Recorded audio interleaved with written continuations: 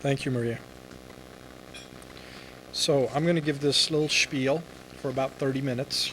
I'm going to babble for about 30 minutes, and then we'll do Q&A. Can everybody hear me okay? Great. So I titled this topic Lemonade. It's basically a career of lessons learned and tools employed to fix companies, departments, institutions, you name it. And I thought it would be interesting. And what I'm going to do is kind of go through this in phases of my life that I saw were really definitive points. And I'll walk you through in each of them what the tools used were to achieve some degree of success, what the lessons learned were, and I hope you'll find it interesting as we move forward. So, until the age of 17, as Maria said, I was born in Pakistan. I kind of grew up there, and my parents really thrust a lot of responsibility on me at a young age, so that became useful later. As a matter of fact, by the time I was 8, my mom recruited my assistants in typing her invoices for her maternity home business. And for those of you who don't know what a maternity home is, that's basically where you deliver babies. Okay, so you got an 8-year-old typing up invoices. Well, by the time I was 15, I was handed over the reins to manage this maternity home, where you have to supervise a gynecologist and some nurses. Let me tell you, that was a very interesting task. But we'll get to that. In terms of tools of success, if you look at the history of Pakistan, you really have the rich and the poor. There's no middle class. I was part of the 0.01% middle class. So I had an intrinsic degree of hunger that I knew I didn't know anybody that was rich, so I was going to end up being poor, and I wanted to get out. Okay, I needed to get out. I needed to get a better education. I needed more opportunity. And that drove me, really, to figure out how do I get out of the country, what country do I go to, what colleges do I need to go to. In parallel, we didn't have the money to fund an education abroad. So what my parents did, and this is really where I think parents can have a significant impact on kids' lives, they rooted up their lives. They sold their home. My dad left when I was 11. My mom left when I was 14. And they both moved to Saudi Arabia to work. And they ended up working. They left their businesses behind. They left their families behind just so they could help me in some fashion to afford an education abroad. I mean, that's phenomenal sacrifice. Well, the part of the coin is I was there. I was trying to run this business, trying to go to school, trying to be a kid, and figure out what colleges I was going to go to. And the internet didn't exist in those days. It was Barron's Guide to Schools in the United States. And that's about all you could get in Pakistan was the Barron's Guide. So I figured out, okay, here's the schools I should apply to, got in, prepared for, and this was another lesson learned, which was very important. Somebody said you get lucky. And there was a very wise man who told me at a very early age, luck is when opportunity meets preparation. Be prepared all the time, and when opportunities arise, then seize them. And it was that simple, even to get a student visa to get out of Pakistan. You had to be prepared, you had to take the right tests, you had to go to the right embassy, to the right location in the embassies, you had to camp out for days or nights or whatever it was to get the visa to actually get on a plane. So anyway, I did that, got here when I was 17, and guess where I ended up? At Harvey Mudd, right? So I came to Harvey Mudd thinking, okay, well, this is going to be pretty straightforward. I got to get a bachelor's degree. The only problem was it was expensive even back then. So how was I going to afford it? So I had to get a job. Well, I was on a student visa. So I had to basically figure out first 6 months, okay, maybe I'll sell some used cars or I'll go wash some dishes or what have you. And by the second year, I was able to get a job at a company called CADM. It was a commercial division of Lockheed that did CAD/CAM software. Now this CAD/CAM software was in the early 80s. Okay, it was on mainframes. This wasn't on the AutoCAD didn't exist at that time. And what was interesting was in that process, I ended up learning, obviously, the kinds of work I was doing marketing work for the CAD/CAM software. Expert systems were just starting to be developed on Lisp engines, so we were trying to interface those to figure out how to lay out printed circuit boards on an automated basis. MRP2 software, for those of you who are familiar with it, needed to be interfaced to figure out how to manufacture the CAD drawing on a CNC tool. There was all kinds of interesting stuff going on. What was really formative to me during those years was the workload. At Mudd, I ended up taking a lot of courses, and people say, "Oh, why did you take courses? Because you already had a full-time job, so what were you trying to accomplish?" Well, when I was in Pakistan, at a young age, there was this program on TV. You actually got one English program a week on TV to watch. Okay, it's fascinating. And the program when I was growing up was called The $6 Million Man, Steve Austin. Some of you may remember it, right? And I was mesmerized. I was fascinated. I said, oh my God, look at that thing. How does that thing work, his little arm? And I couldn't get it out of my head. I said, I need to figure out how that thing works. And I need to figure out how to make one of those. So that was stuck in my head when I came to Harvey Mudd. So I said, I am going to take all the courses it requires for me to completely and thoroughly understand how to make one of those. All the way from quantum mechanics to microprocessors, to machine language, to operating systems, to large-scale software development, you name it, I wanted to take it. That's what I did. The bad part is, obviously, I had to have a job to pay the bills, and so it made for long weeks. The beauty about it is, one of the lessons I learned was I thought I was a hard worker when I was in the third world. I finally figured out how many hours there truly are in a week when I was at Mudd. The other thing that I learned at Mudd was in this class called PChem. I took this class and I said, oh my God, what is it that these guys are talking about? And there was this gentleman by the name of Professor Sly. Some of you may remember. Yeah, and he had his own unique style. And I remember this one particular engaging homework assignment he gave. It took 14 pages of writing for the solution to be discovered and expressed. And it took me, I can't remember if it was 5 hours or 8 hours or what have you, but several iterations. And eventually, the light bulb went on when I was doing that particular problem. And the reason it took me so long, and there was only like 2 or 3 students that got that problem in the class, but when I finally got it, I figured out that I was trying to solve a problem that I had not defined. I was solving the wrong problem for 5 or 6 hours. And the light bulb went on. Define the problem first. If you don't define the problem, you can end up with 15 solutions chasing to find a problem. Very valuable lesson. I also learned how to learn, because when you have a job, you end up skipping a few classes.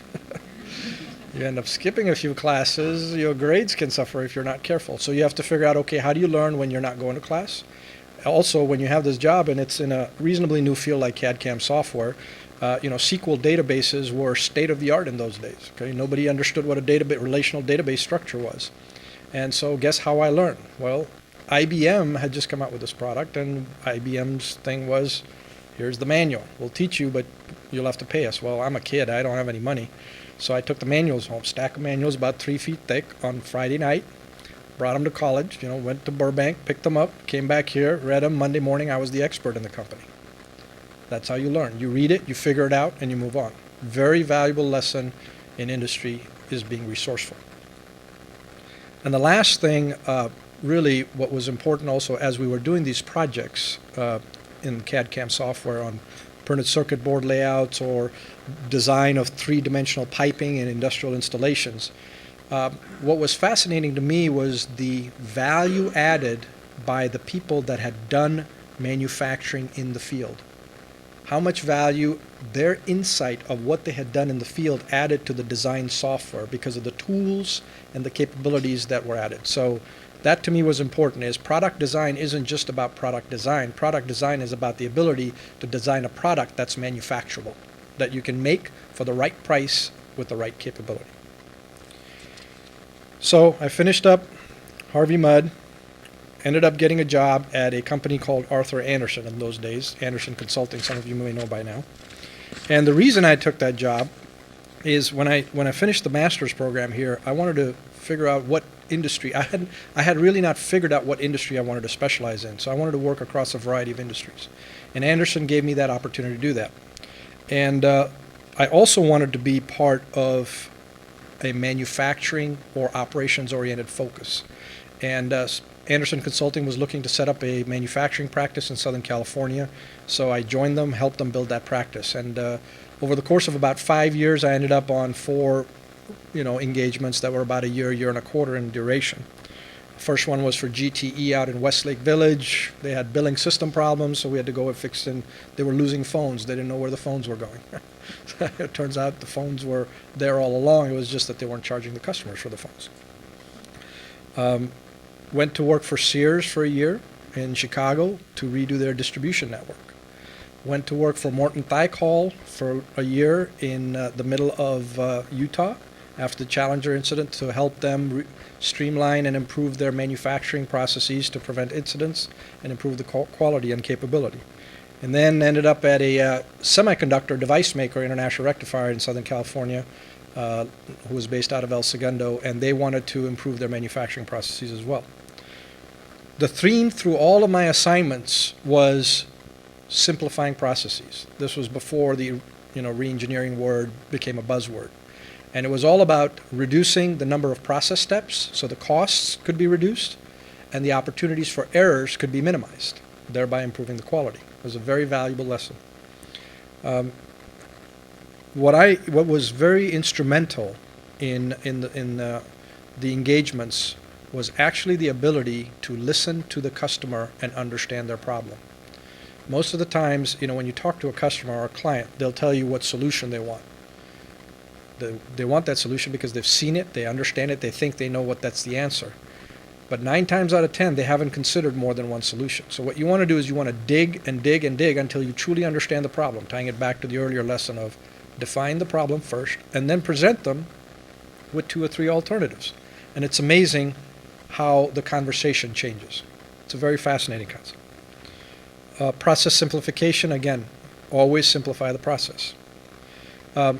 In terms of the lessons learned, I wish really I had had a little more exposure to manufacturing at Harvey Mudd when I was here, because I learned that through my experiences at Anderson, but it would have been even more useful had I had it when I was here. The other lesson learned is, and don't let anybody tell you differently, is every process can be simplified.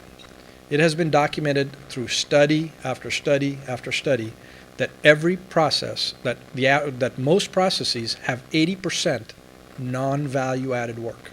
Only 20% of any given process, whether it's a process to write software, whether it's a process to make a widget, whether it's a process to deliver healthcare billing invoices, 80% is non-value added. So any given process can be simplified by at least 30 to 50% on average. That's phenomenal. Okay? And it took me 5 years of consulting to figure that out. Another very valuable lesson learned in the consulting world is, hey, you know what? You can do all the work you want, but if you don't build a client for it, it doesn't really matter. Partners aren't happy. So you have to plan the work and work the plan.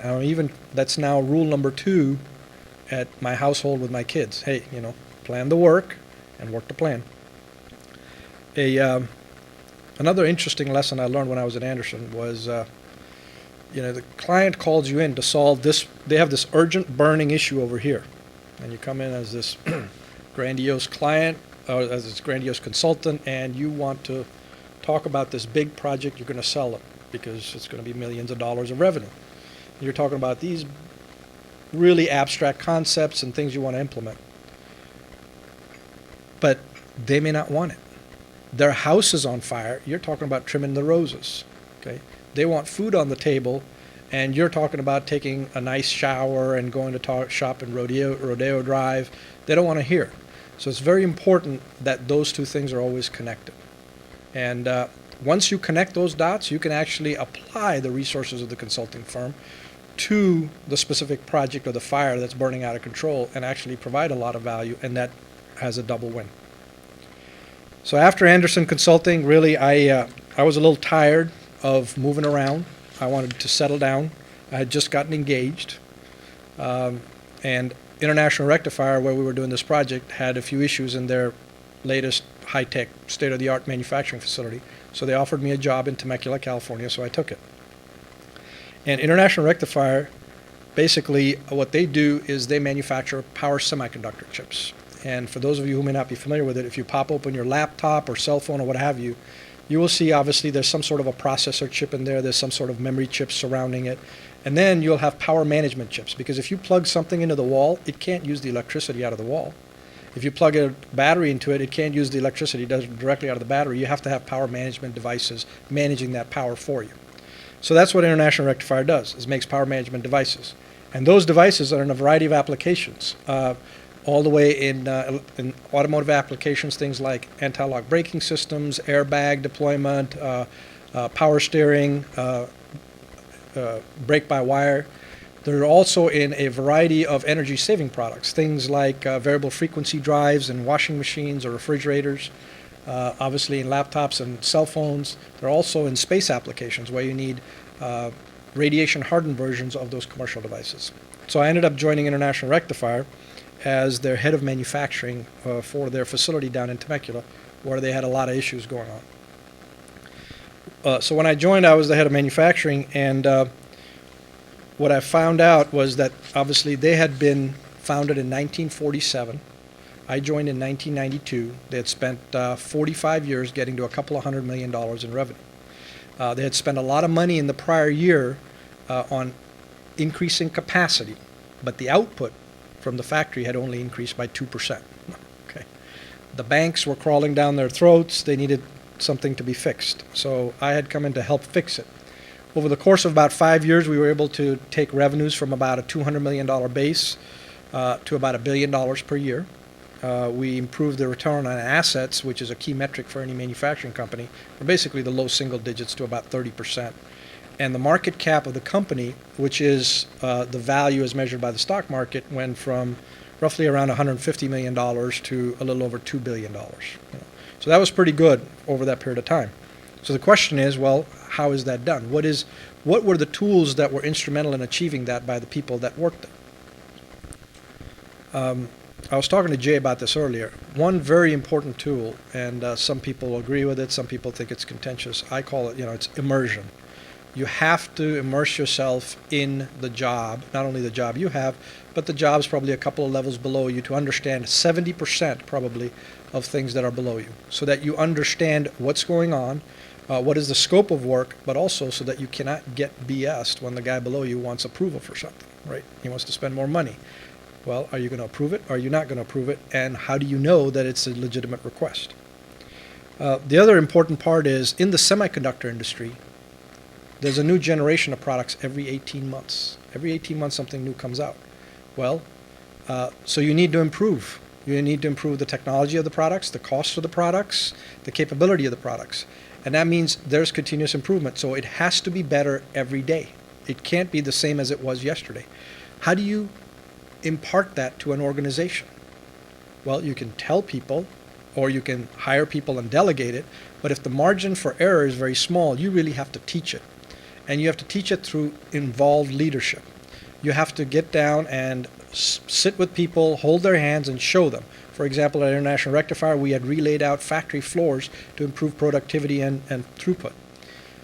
But the people on the floor didn't know how to supervise it. So when I first joined, I was there 22 hours a day for 7 days a week for 6 months. This was interesting. I had just gotten married, by the way. That made for an interesting set of discussions. But I was there for 22 hours a day for 6 months, walking the floor every 2 to 3 hours. And every time I'd walk the floor, I'd sit down, I'd go to the supervisor, and I'd tell them, here are the questions I'm going to ask, have the answers ready. And they'd have the answers ready. That was for the first week or two. The next 2 weeks, I told them, you prepare the questions and show me what answers you've got. And through that process, they learned. They learned what questions to ask, what answers made sense and what didn't, and what really the important metrics for that were. Now, some people would say, well, that's a little too involved. But I'll tell you, that's what it takes to actually show people how to do something different at a pace that's much different than anywhere else. You can't let time pass just allowing people to trip over themselves, especially if the margin for error is small. Acceleration, another concept, another key concept. People talk about velocity. You're going 200 miles an hour, 100 miles an hour, 90 miles an hour. Well, that's important. But what's more important is the concept of accelerating to get past the competition. You can achieve any velocity if you have acceleration. And you need to focus on it, otherwise you won't get there. People also talk about working smart versus working hard. I've never found any place that you can work only smart and not work hard. Okay, for me, it doesn't exist. I'm not one of those balanced guys that this works for. So to me, it's been both. One of the, again, return on assets for a manufacturing company is probably the most important metric you can keep at the forefront of your mind. People also talk about lowest cost and highest quality are mutually exclusive. I'll just tell you they're not. As a matter of fact, if you simplify the process enough, you will reduce the opportunity for error to where you'll get the lowest cost process with the highest quality. An interesting lesson I also learned at International Rectifier, the chairman was actually the gentleman who had founded the company in 1947. He's probably now 95 years old, and he was about in his late 80s when I was there. And he was still, came to work every day, really sharp guy. And he taught me an interesting concept. I used to talk about ownership, somebody owns this, somebody owns that. And he said, you know what, Nabeel? Nobody owns anything unless somebody's face is on it. And if you have a result, tell me whose face is on it, whose name is on it. If there's a department, whose face is on that. If there's a committee won't do anything unless somebody's face is on it. And that was an important principle that stayed with me through much later and served me especially well when I went to MEMC later, and that we'll talk about in a minute. He also talked about an interesting decision-making style. Typically when you're making decisions on a particular topic, you talk about what's the best case, what's the worst case if you do something. He said, well, why do you always just think of the best case and the worst case? I said, well, that's the only two things I know. He says, well, what about the best case and the worst case if you don't do that something? And I said, oh, that's interesting. There are really four corners of the decision matrix. There's the best case if you do something, there's the worst case if you do something, and there's best case if you don't do it, and there's the worst case if you don't do it. And what I've found is if you sit down for any decision you're thinking of making and write down the consequences in each of those four corners of that decision matrix and figure out which part of that decision matrix you're willing to live with, you'll be much closer to actually making that decision and sticking with it. So I got done with International Rectifier. I'd been there for 10 years. I got a call from a headhunter who finally convinced me that I needed to move from the West Coast to the Midwest, move backwards in the supply chain from semiconductors to wafers. And I said, all right, this is going to be either really good or really bad. But I took the leap, and I moved to a company called MEMC. What MEMC does is they make wafers. Wafers are these round, thin silicon slices that basically are the building blocks. Those are what you deposit the circuitry on. The Intels, TIs, Samsungs use that to make the chips that go in all these products, cell phones, laptops, etc. We also got into the business of making square wafers after I got there for cells that go into solar panels that go into rooftops. So hence, we make the wafers and technology is built on us. At MEMC was an interesting situation. I got there. Basically, the company had barely escaped bankruptcy. 3 months prior, I got there in early 2002 and late 2001. They were 2 hours away from filing bankruptcy. Had laid off about 1/3 of their workforce, so they were down to about 5,000 people. They had been bought out by a private equity firm who had basically said, we need a new CEO. We had a large debt load, and we were behind the competition on technology by about 3 years. Okay, it was very interesting. And by the way, we had 30 days of cash on hand, so we didn't really know what the payroll situation was going to be. That was just for interest. After about a 7-year period, the results were pretty good. We took revenues from basically about a $500 million run rate annually to about $2 billion. We got the return on assets from basically what were negative numbers to about a 30% plus ratio. The cash balance, we didn't have a cash balance, we had debts. It was about negative 150 million net cash to a little over $1.5 billion cash in the bank. And the market cap of the company, which is again the way the market views it on the stock market, went from about $200 million to $20 billion at the peak, which was also an interesting result. Again, talking about the tools of success during that period, one thing was very important. When you enter a company that's got a variety of issues, you can't serialize it. It doesn't work. You don't have time. The company will close its doors, departments will shut down, factories will get closed, more people get laid off, and it's a vicious cycle down. So you really have to employ parallelism. And parallelism is a very, very powerful tool if done right. If you imagine you have 15 people reporting directly to you in a structure, and if you can assign 5, not more than 5, but just 5 key projects to each of them that you can help supervise, all of a sudden you have 75 parallel initiatives moving for a company to improve simultaneously. It kind of reminds me of you think of the tractor on the farm with those little sprockets going, and you've got all of those moving in parallel. It's amazing what you can do with parallelism. The other thing that you can't lose sight of is you have to focus, okay? And you always have to focus on the goal, not the obstacle. And people can talk about, oh, that target's too high and you're too aggressive, this, that, the other. I like to think of aggressive reality. The target has to be realistically achievable, but it has to be aggressive. It has to be a stretch. Otherwise, it doesn't matter.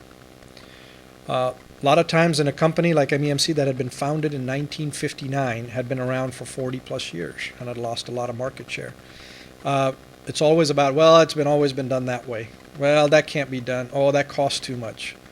Well, my belief is anything can be done. It's a matter of time and resources. So let's talk about what it takes to get something done. And once you think about what it takes to get something done, then you can figure out, okay, how do you reduce the cost of that something? And then you can decide whether you're willing to deal with the consequences of investing in it. But don't say it can't be done. I hate the word can't. We changed, obviously, the business model for the company to what used to happen is when we used to spend $1 on capital expenditures, we used to get $0.6 of incremental revenue growth. Our entire competitive base was doing the same thing. And that's not a sustainable business model. So we changed that to where when we invested $1 of capital, we got $1.5 of incremental revenue. Okay, it took us 2 years to get there, and that's what allowed the billions of dollars of cash to be built up.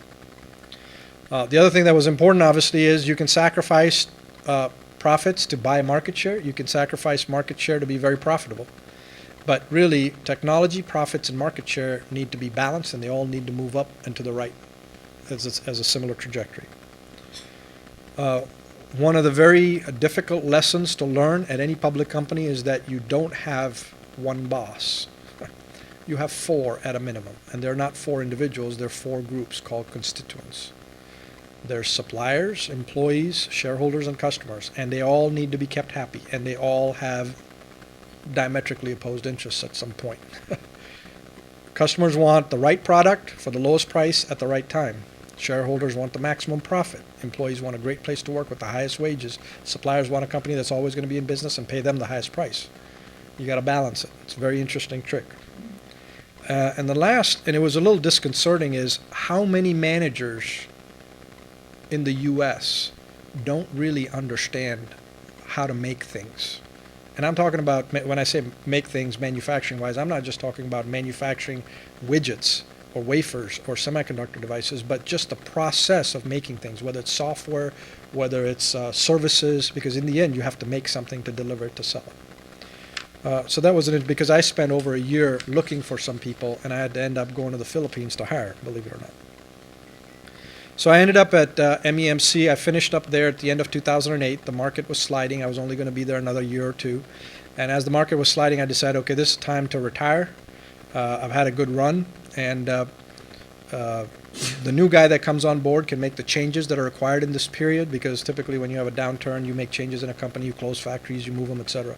Rather than me make the changes and then move on and a new guy come to do it, take it over, I said the new person can take on the responsibility. So I left at the end of 2008. Came back to Southern California last year in June. What I do now is spend time making sure that my finance guy keeps me retired. My results weren't so good last year. I lost half my savings, okay, half of everything I'd saved. Good news is I got 30% of it back by the end of the year. And the way at least I can live now is I only live on less than 20% of what I generate in income. So huge contingency plan, okay, huge contingency plan. And charitable involvement can be rewarding, again, if it's done in the right place at the right time. So, I've babbled here for about 25, 30 minutes, and I've talked about a lot about the lessons learned and the tools of success. And what I thought I'd do, and actually I'd taken this off in one version of the presentation, and Danielle convinced me to put it back, is I would summarize this into the top 7. I couldn't come up with the top 5 or the top 10, so I said there's the top 7. the most important to me is focus. If you don't focus, you'll lose sight of your objective and things go sideways. You have to own the task, the job, because your face is on it. And don't just own one aspect of it. You have to own the product, the processes, the people, and the results.